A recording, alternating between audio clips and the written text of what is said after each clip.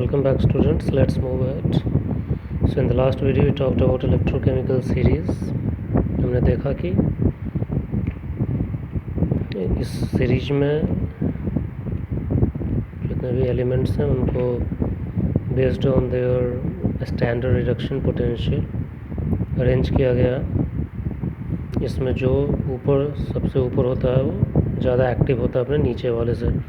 If you take sodium, then sodium is more active than anything below it, but less active than anything above it. अब हम कुछ applications देखते हैं, यही सब चीज़ें फिर से एक बार जस्ट टू राइट।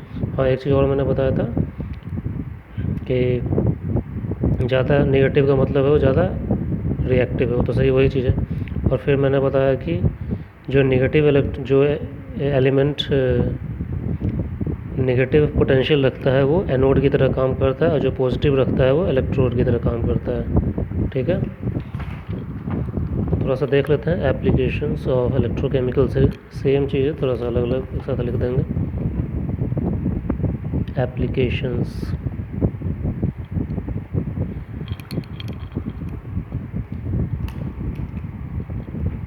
ठीक है।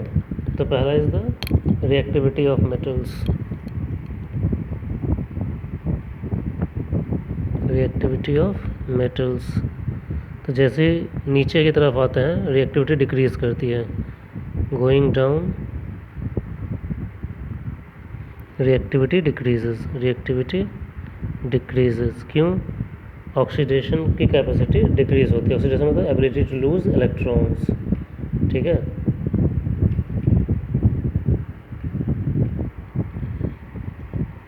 बिकॉज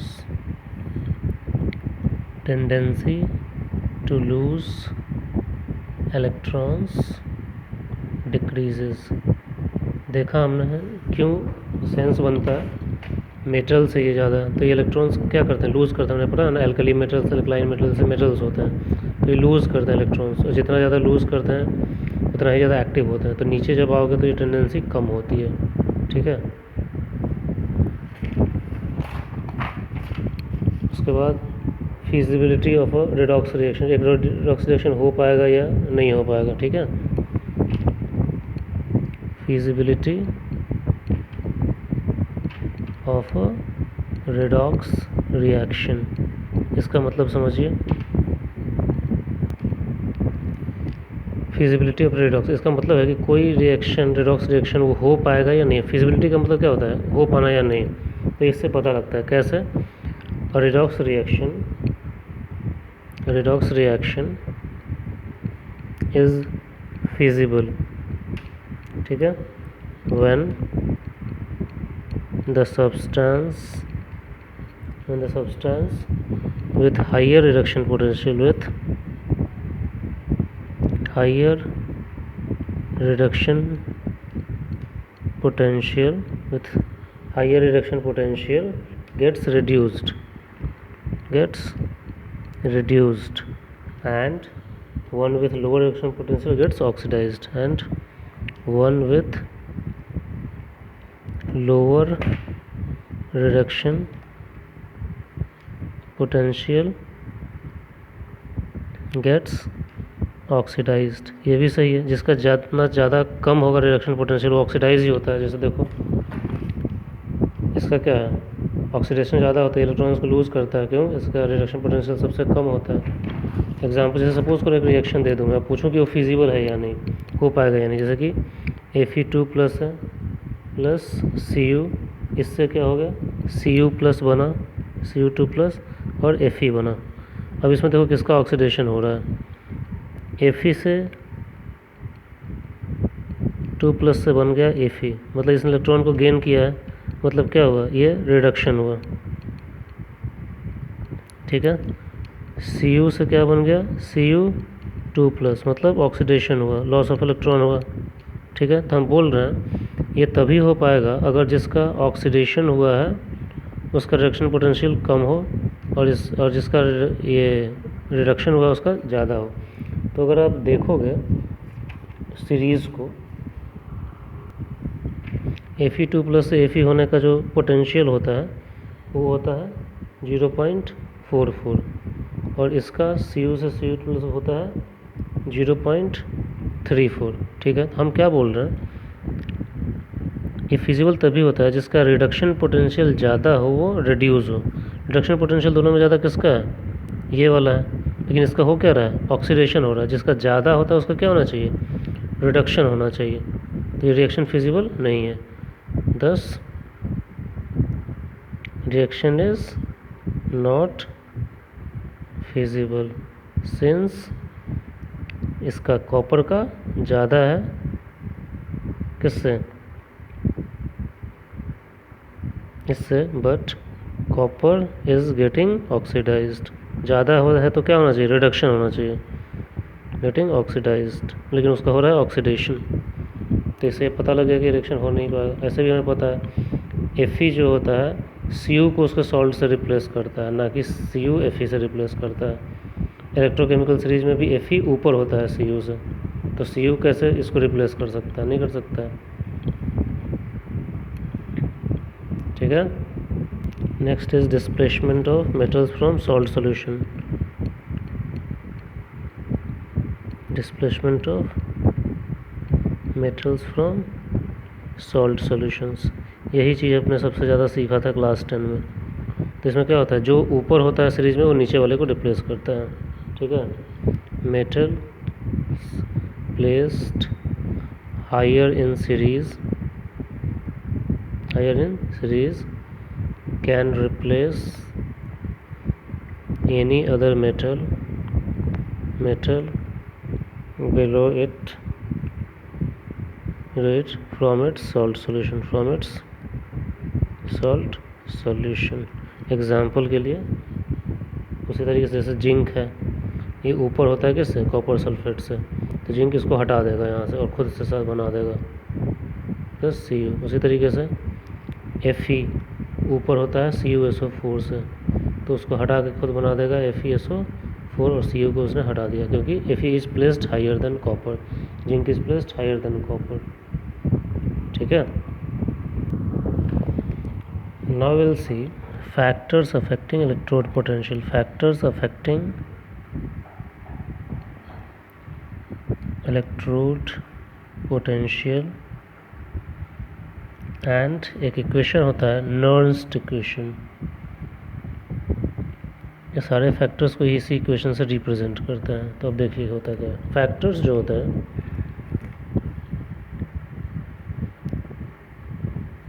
कौन कौन से अफेक्ट करते हैं, वो होते हैं nature of metal and ions. ठीक है, nature of metal and ions, उसके आयंस के। दूसरा कॉन्सेंट्रेशन ऑफ आयंस,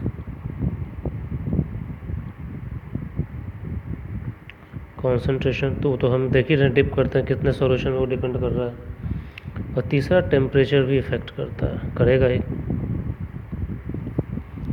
अब देखिए, हमें पता है स्टैंडर्ड इलेक्ट्रोड पोटेंशियल, हर एक का हमने निकाल रखा है स्टैंडर्ड, लेकिन ये कब निकालते हैं, एक स्टैंडर्ड टेम्परेचर पे। We already know about standard electrode potential, standard electrode potential, but what about electrode potentials at other concentrations and temperatures। देखिए, स्टैंडर्ड इलेक्ट्रोड पोटेंशियल क्या था, एट 1 atm, ठीक है, 298 केल्विन, यही था ना, एंड 1 m कॉन्सेंट्रेशन, इस पे होता है। लेकिन रियल लाइफ में सब कुछ इतना आइडियल नहीं होता है ना कि हमेशा इसे आप कितना भी कॉन्सेंट्रेशन डालो, हो सकता है आप 2 मोलर सोल्यूशन लेके यूज़ करो, 5 मोलर लेके, उस केस में कैसे निकालते हैं, तो उसके लिए नर्न्स्ट इक्वेशन आता है। ठीक है, इन्होंने नर्न्स्ट साइंटिस्ट थे, इन्होंने एक फार्मूला दिया कि किस तरीके से दूसरे टेम्परेचर्स पे निकाल सकते हो। सो नर्न्स्ट gave an equation to calculate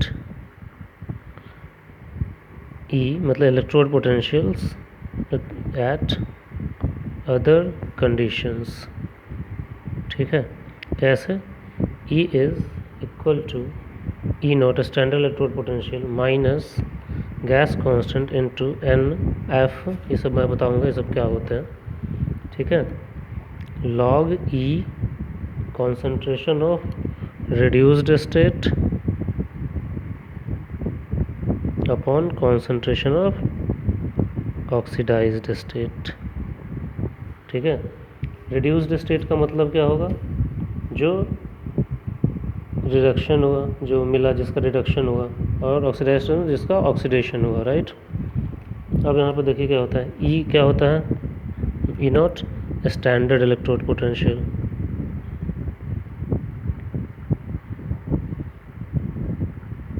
ठीक है, एन क्या होता है?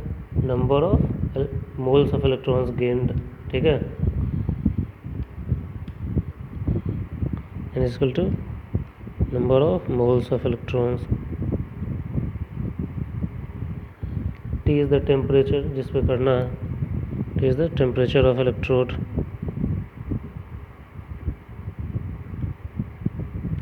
Are is gas constant.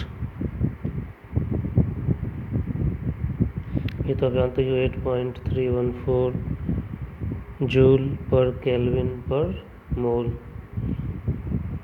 F क्या होता है? फैराडे, 1 फैराडे, मतलब वैल्यू ऑफ चार्ज। ये हम निकालना सीखेंगे कैसे आता है। अभी तो बस इतना ध्यान, इतना कूलम्स। ठीक है, जैसे सपोज करो एक रिएक्शन हो रहा है, उसके लिए लिखना हो मुझे, से फॉर एग्जांपल एक इक्वेशन है। ठीक है, Mn+। ठीक है, इसमें इलेक्ट्रॉन ऐड हुआ तो ये Ms बन गया। ठीक है, ये एक्वस फॉर्म में था।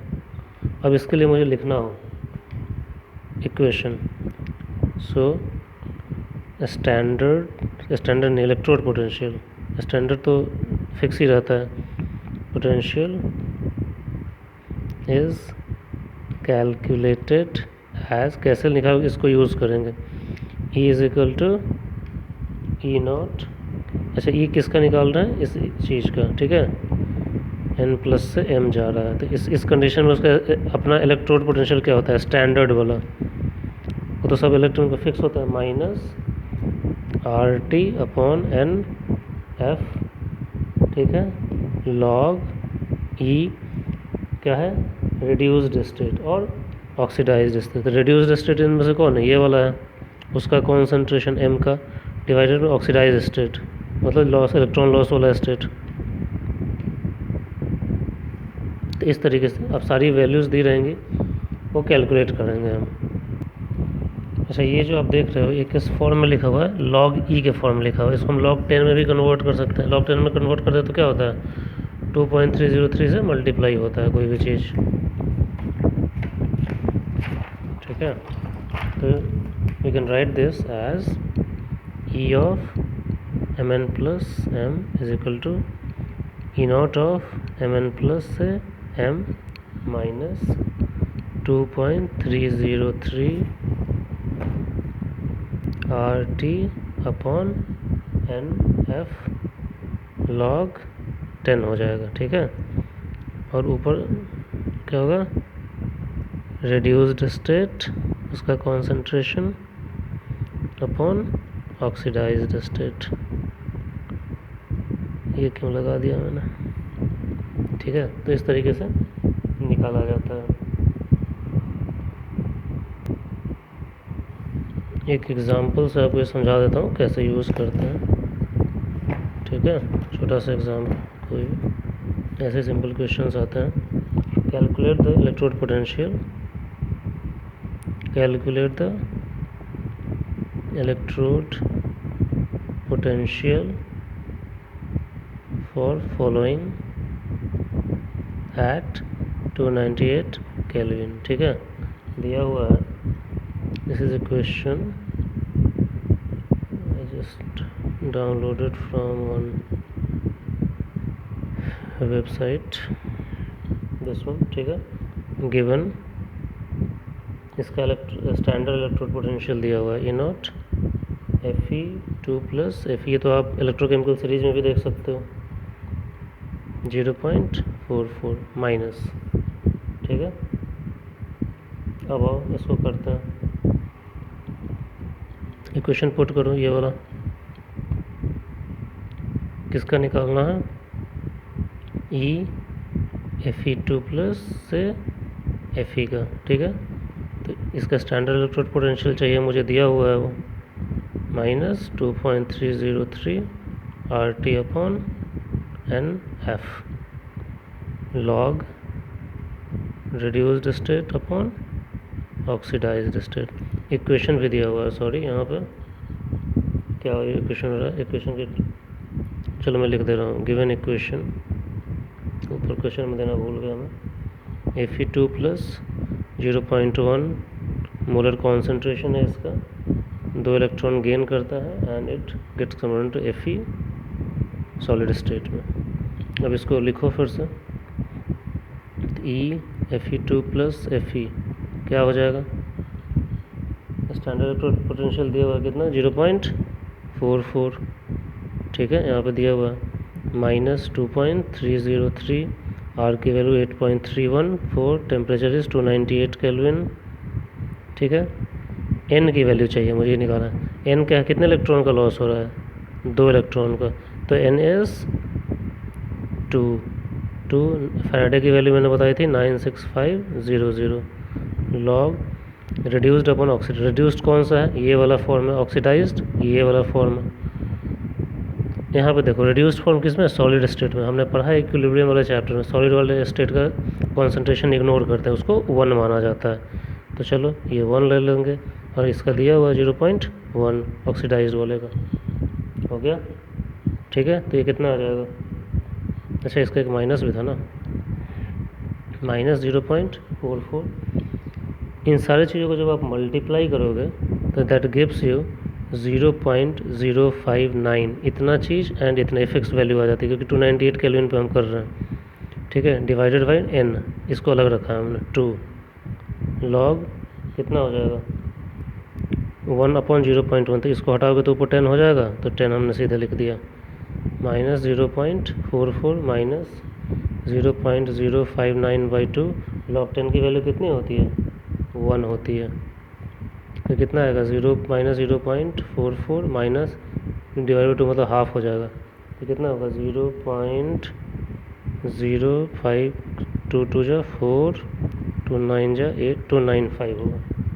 ठीक है, दोनों को ऐड कर दो कितना आएगा, माइनस ये 0.44 होगा, तो 0.95 तो लास्ट में होगा ही, 4 2 6 और 4, हाँ, 0.4695 वोल्ट।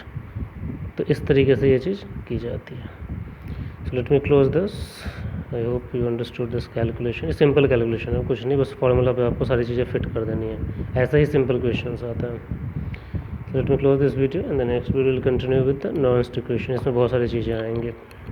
Thank you.